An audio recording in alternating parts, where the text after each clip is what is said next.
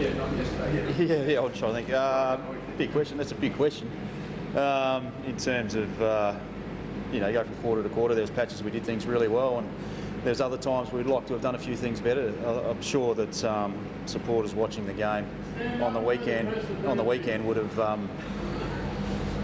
Start again. There you go. There would have been. Let's go take two. Let's go. Take two off the top. Yeah, what did you like? What areas do you want to address offensively and defensively? We'll be looking at them all. I mean, there was patches on the weekend that we did quite well defensively and offensively, and other times we did a lot of hard work and let ourselves down with the ball. But there were certainly times that we probably let Freo get away from contest too easily, and they put our backs under a bit too much pressure at times. Defenders held up reasonably well, but we'd like a little bit more heat around the ball and a little bit more pressure and intensity, which, the first 3 weeks or so we've been terrific at. Yeah, it's only sort of 4 or 5 minutes in.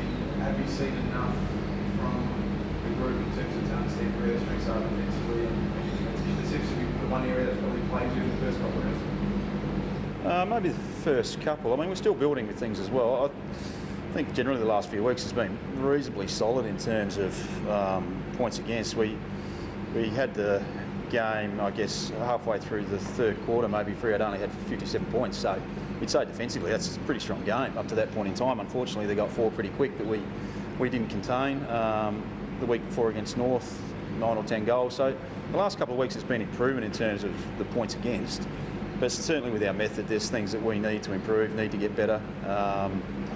We're going to come up a patch now where boys have played a few games, they'll start getting a little bit tired. Everyone will get tighter as we get into the heavy part of the season. And also there's still a lot of good teams we haven't played yet as well that we need to make sure that we've improved before we get to those teams. So maybe just a reminder or tempering expectations a little bit after such a great start to the season that there are going to be inconsistencies and ups and downs given the age profile of the team? We've always said that, so our expectations haven't changed. Every game we go into, we want to win and give a good account of ourselves, but we know where we're at and what we're building. So our expectations, love to win absolutely every game we play. Realistic? Probably not. It's probably not realistic for the best team in the competition either, but there's certainly stages or phases that we want to go through as a team to get better, like the questions you asked with offence and defence, but certainly the individuals, we want to see little signs each week that they're improving and getting better. But it's not about today necessarily. It might be about round 22, it might be 18 months from now that those individuals are starting to really take shape. The bloke sledging you, is he someone that you might have to manage in the next few weeks, given he's been a bit sore? Oh, I'm not sure. I mean, we've got to have a look at every player really on our list. There's young or old, I guess at either spectrum. When you've played some big games early, you're going to start getting the knocks, you're going to start getting the fatigue. There will be times that an older player probably needs a rest, and certainly a younger player might need a freshen up. So we've been talking about that the last 2 weeks, so we will start to have a look at that probably a little bit more closely over the next month or so. So you're saying Barry, just mentioned younger, freshen up, saying Barry that makes obviously have an impact of having the first few games. Yeah, he's been terrific, Sammy, and as you've seen, he hits in pretty tough too. So he's unique because he's come from not playing any footy at all last year because of COVID in Victoria. So he's come straight to AFL and played some pretty solid football. Look, he's just one of many. It's not necessarily just a first-year player. It could be second, third, or fourth year. It certainly depends on maybe the pre-seasons they've had as well. Some have been a little bit interrupted. The players that have had a pretty good base pre-season would probably be able to hold on a little bit longer than others. How do the coaches feel the side is going compared to the expectations internally? No, look, we think we've made inroads, and I'm sure people watching could see that as well. Having said that, though, we've got no limit on what we can do and where we can get to. We want to improve, we want to get better. The players want to improve and get better, more importantly, than the coaches, which is pleasing. As I've said pre-season, one thing I've really noticed at this club is the amount of work the players put in away from the training track. So the amount of extra touch that they do, and they'll certainly have a focus this week to get up there and get as many touches as they can to make sure that we're clean and ready to go down in Tassie on the weekend. Transition to be an area for you when you score from Stockings is probably a strong suit. I mean, I've been at the top of the league and you've lots of games obviously with the other teams. Once you get the transition going back and forth, does that make you even more dangerous than you possibly could be? Yeah, it is, because you don't just want to rely on one facet. You don't want to rely on stoppage, and nor do you just want to be a really good transition team and be poor at stoppage. So it's a combination of everything. I guess when you look at how we want to improve, there's probably a lot of players that haven't played a great deal of football together. So we've got new players coming in, probably with a new game plan over the last 12 months. And not only that, it's knowing, do you turn left, do you turn right, how strong you're over the ball. We're trying to get a gauge as teammates, I think, and knowing what the teammate alongside me, what his number one weapon is, and an area maybe he needs to get better at. So there's all those little things we're learning along the way. But you know, having said, or repeating what I said earlier, we've certainly made inroads, but we're only scratching the surface of where we want to get to. So the best teams have been together for years, obviously, the players understand, like you said. Are you sort of surprised at how quickly this group's come together and been able to take strides from where they come from? Yeah, shared experience is massive in good teams, but no, I haven't, because what I said earlier too, the amount of work that the younger players and even the older players have done that you don't see on the training track. It's away, it's inside, it's indoors, whether it's cross-training, whether it's just getting the footy in their hands and getting 100 kicks, 100 hands, whatever it is, they want to be better and they love it. And you can see what the players that are good do more work than most other players, and at the same time they've got a passion for the game, and I think we're really lucky here. We've got a lot of players that just love playing footy. There's obviously the young kids and there's some big kids who spoke before out there as well that just love it, so they want to get here and improve, and there's good banter amongst it from old to young. It's a great environment to be involved in, but there's no doubt that's been a massive reason for improvement in the last 6 weeks last year and then going into the first 4 or 5 this year. Scott, you've got so many of the younger, promising players in the team, but I guess one that sort of glaring omission is Chase, who struggled again on the weekend just with 5 touches, I think. Where's he at? I know Nixie said in the past his confidence was not a bit last season, but how do you think he's cracking? Yeah, it was interesting on the weekend. Assistant coaches went down to watch the SNFL, and he hit in hard and he was around the ball a lot, but just didn't quite get the touches. So he's working on a few aspects of his game. He's certainly got ability and talent, we know that. But we'd love him to get the footy in his hands a little bit more than what he has. But having said that, he's working on a lot of areas. It will come, and we can't get frustrated with it right now. He'll improve because he wants to improve, and he's doing everything to improve. But he's one of many. We've got probably 4, 5, 6 blokes that are playing SNFL at the moment that are probably reasonably high draft picks that would all love to be in. But I mean, we're sitting 3-2 at 5. We would have loved to have been 4-1 and get the job on the weekend. So the players that are playing in the senior team are playing pretty good football, which has been a great problem to have, because whether you pick 5 or 6 or whether you're a rookie, you've got to earn your spot, and that's what's the process that we've had at this football club now, especially since I've been here, but they certainly implemented last year. So unfortunately, we've got 22 spots and 28 blokes can't get in. But all those players, all those younger fellas underneath will get there because they're working extremely hard on their game, and we've just got to be a little bit careful with 18, 19, 20-year-olds. Some people take a little bit longer. We were talking the other day, I didn't play my first game till 20. I think Bucks was 20, Peter Sumich was 21. Matty Rouse a star, Chris Judd's a star. Some come in straight away and play good footy, but we're all different. What do you think is that difference?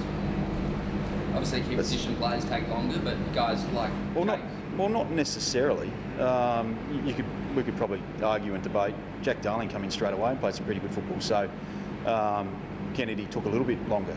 I just think it's different. It can be horses for courses. It can be which team you're at too at that point in time. There's no doubt a younger player playing at Richmond, it might be hard for him to get the opportunity, but when you've got that good team and you get your chance, it's a little bit easier. Obviously, we went through some tough yards last year, and we're playing some better football now, consistent football up top, which has probably made it easier for Sammy Berry to come in. He's got his opportunity and he's going okay for a young fella. But as you know with Sammy, there's still a lot of room for improvement with him as well. So I think it does depend on probably the players you got ahead of you, and also how the team's going can impact on how you develop, or how we perceive development is in terms of getting senior football and playing well. Fisher and Casey, Maxie, another one of those younger guys. In the sense, you're confident that will turn as well? Because I guess there's more speculation with some of these younger guys when they're not from South Australia and when they're coming. Yeah, but I mean, we've got to be careful if they are, if they're not from South Australia too, because we're as coaches, we're just trying to get them to be the best they can possibly be. I think personally, and this is from my experience, I think it's great to go to another state and forge your own career, and Sloanie's done it. You've got blokes here that have been terrific for us here, DMAC, that have come, and we always talk about the people that have left, we never talk about the people that have stayed. So it's a massive growth opportunity in life as well, to go interstate and persevere and see it out. Fish, we've got Joshy Worrell, Riley Thilthorpe, Pedler's played the last couple, Cookie's played the last game on the weekend, so we've certainly got talent underneath, but it doesn't mean that they'll play at 18-19 straight away all the time as well. They might be in and out for a little bit, and that's just part of the course. At the moment we've got Ben Keys that's come down from Brisbane, who's playing really solid football for us, and maybe the Brisbane coach has got this question a year and a half ago with Ben Keys, picked 20 in the draft. So sometimes you've just got to find your niche, and at the moment that'll come because they're working on their game, they're working hard at it. But like I said earlier, we've been reasonably happy with the first 4 or 5 weeks with the players that we've had in the senior team as well. Scotty, you're saying this, how long do you give the club to wait now to give Riley a crack?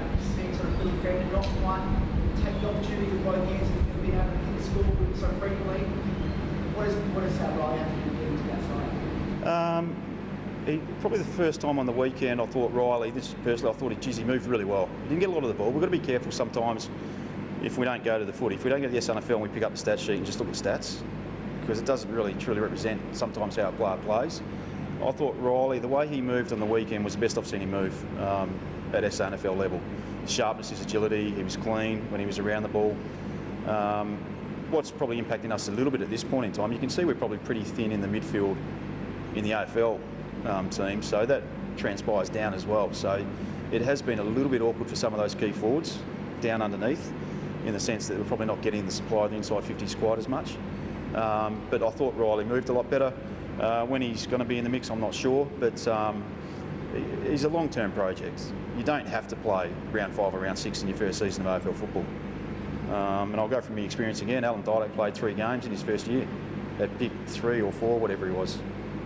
I think he won a couple of BNFs and a couple of All-Australians, so there's time. Last couple, guys. Yeah, he rocked up last week. It's just we're happy because it's a unique industry, but it could have been so much worse. So we're happy he's around. Had to lie down for quite a long time. So he's moving around. He's feeling better. In terms of when he can run yet and do all those things, I'm not too sure. So I guess the docs and that will be looking at all the players who played on the weekend, and then we'll go and assess him later on, either today or tomorrow, to see where he's at. But I still think he's probably a week or so away from getting some light jogging in. Right, just going back to the sample stat sheet, Himmelberg, I think, took 10 marks and looked pretty impressive. Is he a chance to come in? Yeah, we'll have a look at the team later in the week. It's only obviously early. We're just reviewing all the players now, like I said, with their how they've pulled up and what they're looking like. But yeah, Easy was certainly one of the players down there. Certainly attacked the footy pretty hard, took some pretty important marks. So his form's been pretty consistent over the last 3 or 4 weeks. We just shared on social media about round 8 and SA Health and the Stadium Management Authority talking about going maximum capacity. If that's allowed, I guess how does that inform you about a business returning to normal and getting the maximum crowd back for a showdown? Oh, we'd love that. I think everyone in Adelaide would love that, wouldn't they?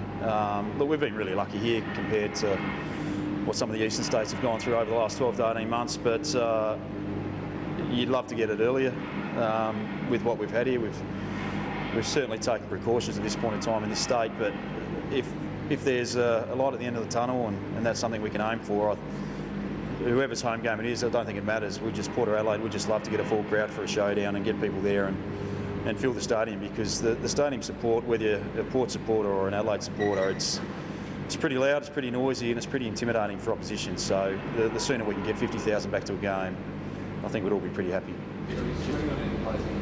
Sorry? I don't think so at this point. You've caught me off the hop a bit too, because we've just said our coaches, we're going through the game, so the medical staff are still going through that with the players at the moment. Sorry, we'll put out the injury report a couple of hours. Yeah, that's right. Just a follow-up to the Himmelberg question. How are you assessing how Frankie's going at the moment? Well, I'm probably not assessing it as much as probably Nixie and James Riley are. They'd be assessing it a little bit more. No, look, in terms of, we talk about that shared experience with, I think, was this the first weekend we haven't scored 100 points? So if you talk about a shared experience and the players playing together, the collective that we've put out have been pretty important. Unfortunately, we didn't score as much on the weekend as we would have liked. And a lot of that was to do with everything. Stoppages, we let ourselves down a little bit at times. Offence, we didn't hit targets like we could have really opened up for you, and we didn't. And defensively, we would have liked to stop them a little bit quicker than them getting into their D50. So, yeah, we're really happy with the collective 7 that have been out there as forwards at this point in time, but it's not a collective 7 that's going to be there for every round this year. So there's going to be changes, and whether it's this week or whether it's 3 or 4 weeks from now, and whether it's Billy, whoever it is, it's open at this point. Sorry, one more for you guys, and off you go. Just a bit of insider trading this week, given coming up against your old side. Is there anything you can lend to? Oh, look, obviously, you know, it's not so much about what the coaches are probably doing, because coaches shift and change what they're doing week to week or year to year at times.